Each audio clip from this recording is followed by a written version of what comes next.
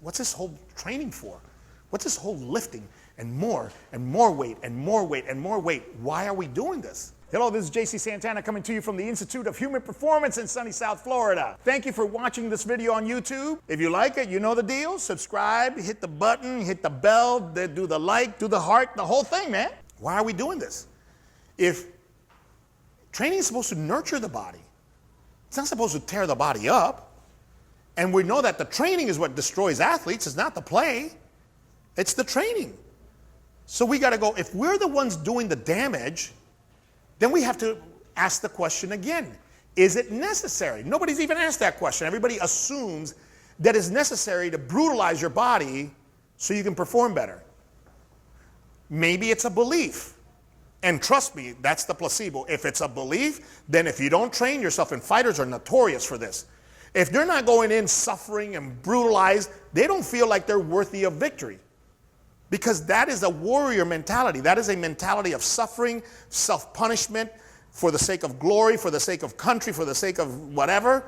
That's, let me tell you, being a former fighter, it's a demented state. I'm telling you, it's not normal.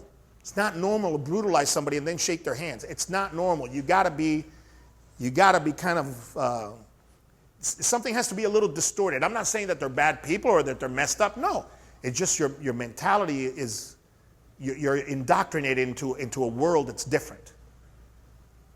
So we have to get fighters to believe that they're going to win when they feel fresh, when they feel they're not brutalized. And it also depends on the culture, because boxing used to be that way. It's not that way anymore. Why? Because money got there. Money got there. So you go to Floyd Mayweather's camp and try to brutalize Mayweather and see what happens. You'll be taking out, the short route, and you ain't coming back. Because you're not going to mess up a $500 million athlete. You're not. Go take a cheap shot at one of these star quarterbacks in practice and see what happens. It's a $1 million player, man.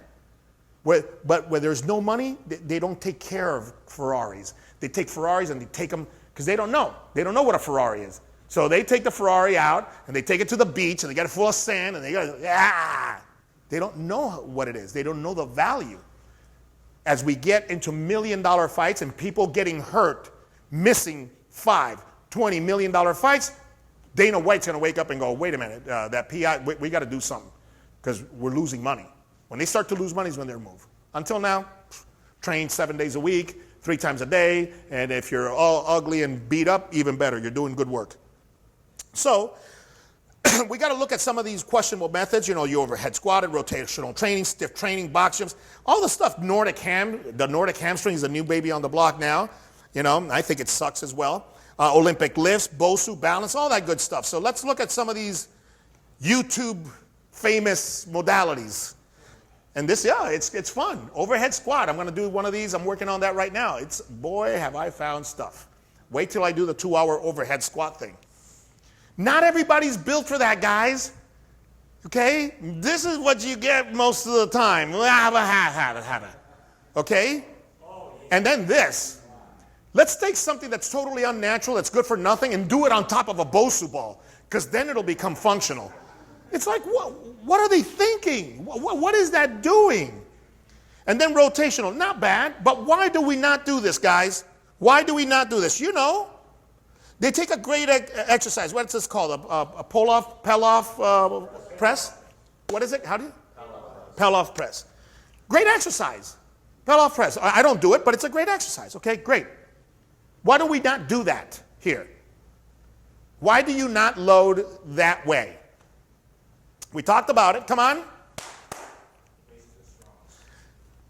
Yep, it's perpendicular to the base, and you need that thing to be right in line with the base. So if my base is long, forward to back, you don't load sideways because you can't load the core from a narrow base. So you can do all the great exercises you want. You're loading it improperly, or you're loading it submaximally. I thought we wanted to get some force transfer out of this. Why don't you go parallel stance and put an extra 40 pounds on and get to work?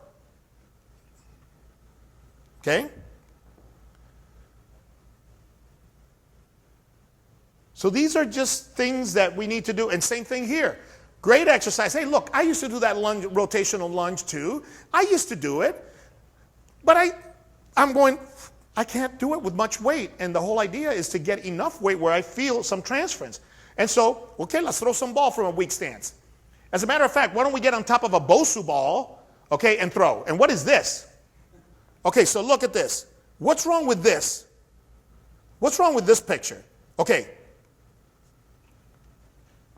That's a row. Okay? Right in the middle when he's supposed to be, so he did a row from a lateral stance. Okay? He did a row from a lateral stance. Now, where he's supposed to be really there, why don't you just do a reaching lunge? Lateral reaching lunge, you're good to go. Do a low to high chop. Do a 3 o'clock, a 10 o'clock, 2 o'clock.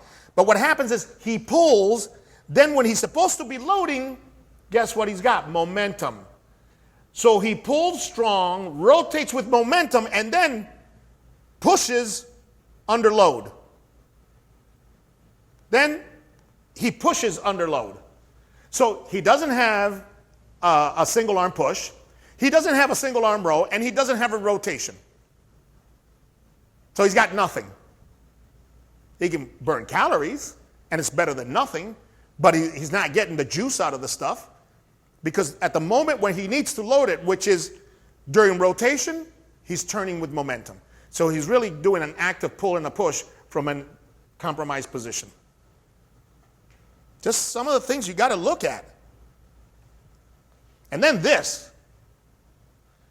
I couldn't make this up. So you put yourself for a power exercise in a position, in an environment where you can't generate power. I don't know. Okay, this is core stiffening. If you look up core stiffening, this comes up. This is cute, but okay. And then I don't even know what this is. I swear to God, I thought it was a seizure. It's like, why are you making fun of this kid, man? That ain't right.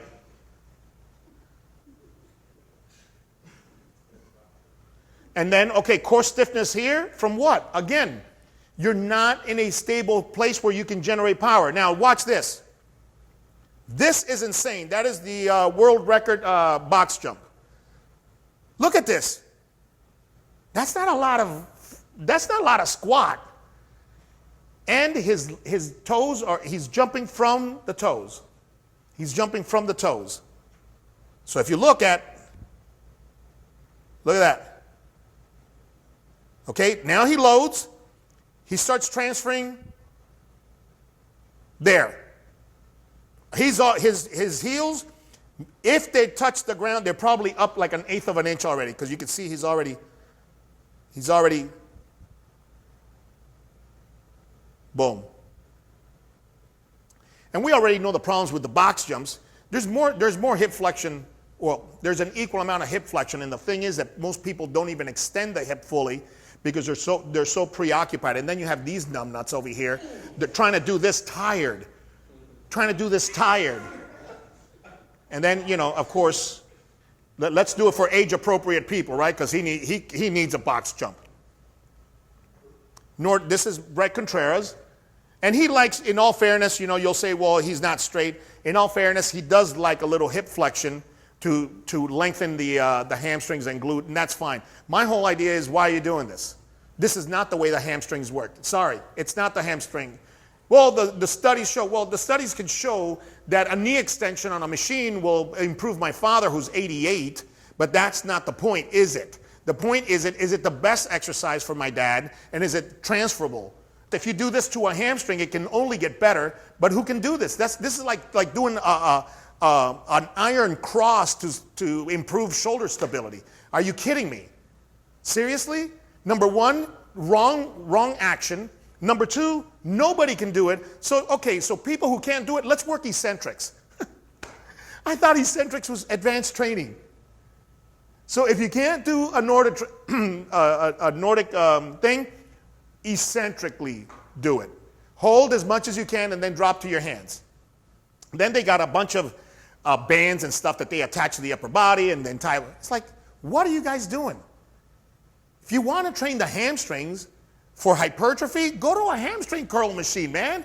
Get on some deadlifting and you're good to go. You don't have to reinvent the wheel. Look at Mr. Olympia. None of them are doing this craziness. None of them. They're all doing leg curls and a variety of hip extensions, deadlifting, good mornings, and things like that. None of them are doing this crazy stuff. But one research comes out like Tabata. One research comes out and everybody's Tabata. They want to change their last names to Tabata, because Tabata. One study with college people that will never work in fitness, and now everybody's doing Tabata. It's insane. It's insane. So, they'll get over the hamstring curls, right? So that's what he's doing. He's eccentrically loading as long as he can. The Olympic lifts, okay? This is what this is, guys. Insanity, man. We're doing a 2-hour thing on Olympic weightlifting and overhead squatting and all that stuff.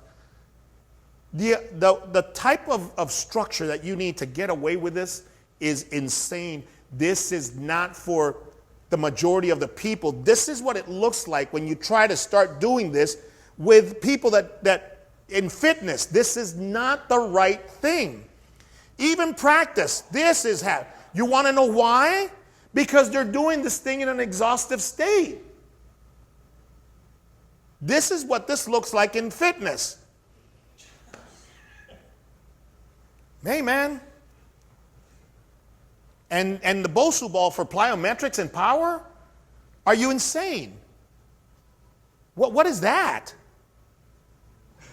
But what is this? You can't produce power, man. It's like trying to generate power from sand. You don't do plyometric training on sand because sand is the antithesis of plyometric training. Plyometric training is reduced amortization time on the ground, and sand is increased amortization time. Balance for stability. Stability is based on rigidity and positioning. You can't take away rigidity, friction, and positioning and create stability. It's impossible. So we got all this stuff doing. And hey, guys, I did this when it first came out. I was one of the guys who put this dumbass stuff on the map. Because it happens when you create something and you see something, you bring it out and you say, hey, man, this is and then you work and you work and you work and you realize this is not what I thought it was. And you say, okay, what if I did that exercise on the ground? Ooh, wait a minute. I can use more load. Oh, now I'm getting stronger. How do I know I'm getting strong? Because I'm running faster. And then you get to a point where you're so good in the exercise and now you're doing the single leg RDL with 40 pounds and 50 pounds, and you think that from 40 to 60 is going to make you jump higher, and you do that and it doesn't make you jump higher. And you go, you know what? Maybe that 60, 80 pound single leg RDL is not necessary. Maybe 40 is all that's necessary. Because after that, it's about a fight in the gym and not jumping higher. And I did that exercise. You'll see, except standing on the ball, I did all of those in my stability ball videos. Because I said, hey, try this. This is what you can do with this. And I gave it the explanation that I learned from some of the research and some of the stuff that was going out. And over 20 years, I don't do 90% of that because I already tried it. And it didn't work, or it didn't work as good as some other stuff. So I just let it go by the wayside. But apparently, some of these people have not. All right, so new ideas, this ankle stiffness, partial squatting, single leg work, lateral diagonal loading. We got to find a way to load things diagonally. Now, we know that we can evert and invert the foot and load it vertically, but I think we're going to either use a platform with a band or some kind of hinging landmine type of thing where we're going to... So imagine if we had a landmine with kind of two forks where you could go this way and go horizontal at 45 degrees, but the landmine can't be free rolling, because then you would need to balance. So the landmine would need to be like a Smith machine, uniplanar. Stay there so the machine balances you. All right. So speed so you don't have to do it while you're running. And then it would have to be something that would land here, and you can get on sideways and go boom, boom, and just practice that. So kind of a horizontal or a diagonal Smith machine would be perfect a diagonal Smith machine would be perfect. So now that we have contacts in China, maybe I go to China and invent a few things over there and bring them over here. So we had, our friends here, our trainers here, give us a couple of rundowns on some easy exercises that we have. The great looking models that you see here are Julio and Gandhi. We were short on talent that day, so now there they are. Good guys. Yeah, Julio Pedro Rodriguez. Okay, there's that, nothing more simple than that. Guys, it's the ankle pump that we do. I mean, people go, that's it? Yeah, that's it. Get to do 100 at a clip and see what happens to your 5K. Do 3 sets of 100 twice a week. Get there and see what happens. And if you want to go more vertical, then all you got to do is move the ground. And we got that as a gift from Perform Better, that little platform. And say, hey, man, here's a little gift. You want to know why? Because they know what to do with it. They're like not selling it, so they gave it to us. And we're like, I love it. I love it. And there's your cut, okay? You're more vertical, so you evert the foot. You're all good to go. All good to go. If you have a balance board, put the balance board on its angled side, and you're good to go. Here's the outside foot. Okay, you don't have to go crazy with no 45, because if you lean in 10 and you get 30 out of the box, there's your 40. You don't have to go crazy. There's what the ball will do. The ball allows you to stay at that 45 degree without falling. There's nothing magic about the ball. If I had that horizontal leg press, that horizontal Smith machine or that diagonal Smith machine, I would never use the ball again, ever. I would be on that machine. You can get a little funky with it, like we saw Messi. And there's your inside angle. Messi Pedro. Okay. Now look, see, there is, so watch. What you have to envision is this. You go, well, Carlos, that's not exactly the angle. Okay, I go, of course it's not the angle because you're not moving at the speed. So I only have I don't even know, a 45, 50 degree. It's not 90, it's 60 degree. I don't have that 40 degree because you're not coming hauling butt. So what you have to look at it is, say that, move the ground this way a little bit. If you move the ground this way a little bit, then you get that angle. And you look at, and you consider where he's pushing. Hey guys, it's $20 dumbbells and body weight. What do you want? If you gave me $5,000, then I could get a machine that'll do it closer. But it's a $20 pair of dumbbells and your body. I think we're doing pretty good. If we miss it by 5 degrees, 10 degrees, who cares? Okay? It's $20 and a few minutes, all right? So I think with something legit like that, okay, we can practice those side cuts. And look, we don't have to go that deep. We saw tennis, they don't go that deep. We saw basketball, they don't go that deep. Saw foot, they don't go that deep. So when it gets heavy, near power and near strength and power, let's go, a quarter of the way up and load up the weight a little bit and get wider. You can get wider and just don't go as low. Stay upright a little bit, just a little bit of knee bend. We're going to see. We may have to rethink this. We might have to have lateral reaching lunges for hamstrings and then reaching lunges for propulsion. And the propulsion, you're not going to lean forward because none of these people were leaning forward. So there's not a whole lot of hip flexion. So we'll lean forward a little bit and we're going to let, what we normally don't do, we're going to let that knee get in front of that foot to get a little bit more here instead of here. So maybe we have 2 versions, one for the posterior change and one for transferring energy. The next 10 years, we might have this thing systemized and classified. But these are the things that we have to look at. But I'm telling you right now, I can already see us having 2 different applications for lateral reaching lunges, for back rehab, for flexibility, and for transfer. Flexibility, transfer. How about that wrestler that picked up from that low position? That's the reaching lunge that we use right now.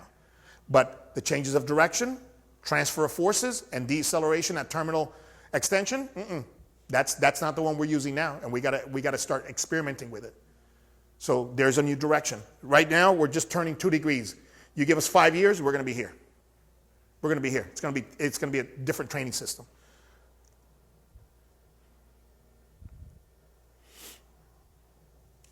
Okay? So you can see that is much less knee flexion than we normally do. And I'm kind of digging it, and there will probably be more knee flexion, and the knee's going to translate anteriorly a lot more. This is our money stuff here, man. Again, this is awesome for batting, awesome for golfing, awesome for changes the direction. This is the way a fighter loads a hook to the body. I mean, and this is our money. Our money. That's the money range on rotation right there. That is where the lever arm is the greatest at 90 degrees of the force vector. Easy stuff.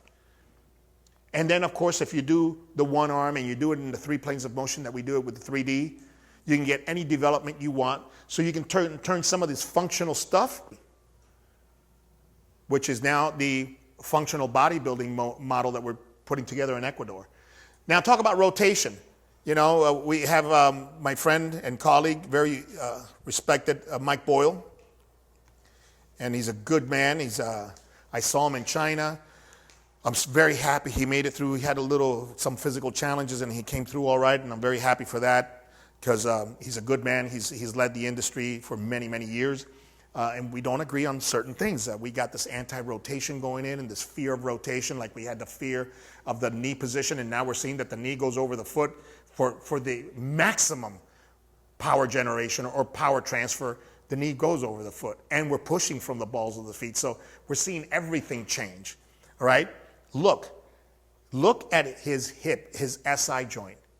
It's moving with the hips, and the rotation is not occurring at the lumbar spine. You want to know why? Because it can't occur at the lumbar spine because the facets lock in. The spine knows what it does. Do the exercise. The spine is going to rotate the way it wants to rotate. The spine knows what it does. Flex it and stabilize it, and you'll pick up the baby just fine. Millions and millions and trillions of mothers have been doing it before you, and they've been okay. Okay? Learn how to flex your spine, not like a camel though, comfortably, get into the position, lock it in, and then let the hips raise you. Okay? It's like a crane. Okay? You can put this in whatever position, but what really brings it up is here. This is the moment. This is the axis. Okay? So if you look, now this is a bad exercise to do. Don't do windshield wipers. Don't do this. Don't do that. Man, look at the rotation. I love that exercise. I love that exercise. That's to me is like a standing chiropractor. You do that the right way, and you hear plop, plop, plop, plop, plop, and you're like, ah, and it feels good if you do it correctly. You control it. One of our favorite exercises, and when you can do this one right, for our golfers, look at where it rotates.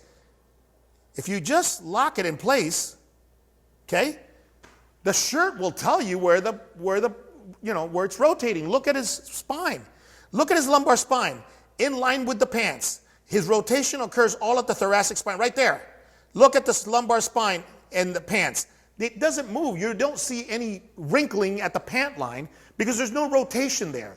You don't see any wrinkling at the lower part of the shirt because there's no rotation there. All of the wrinkling you see at the mid-back. Thoracic spine where more and more rotation occurs. So a lot of say don't do rotations, but they play golf. Are you kidding me? Seriously? And what is that? Well, the hip rotation. There's hip rotation. Yeah? Good luck.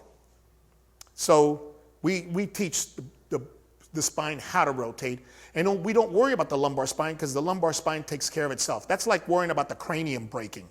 No, we don't worry about the cranium breaking because the cranium is pretty solid. You put a helmet on and we're good to go. But we don't play badminton, okay, with a concern. What if the cranium breaks? No, the cranium is the cranium. It's there to protect. It's not going to do nothing. The lumbar spine is the lumbar spine. It's going to be fine. Okay, it's going to be fine. Get it strong, teach it how to rotate, and teach all the spine how to rotate, who rotates a lot, who rotates very little, and your spine will be an intelligent spine and do what it does. Cool?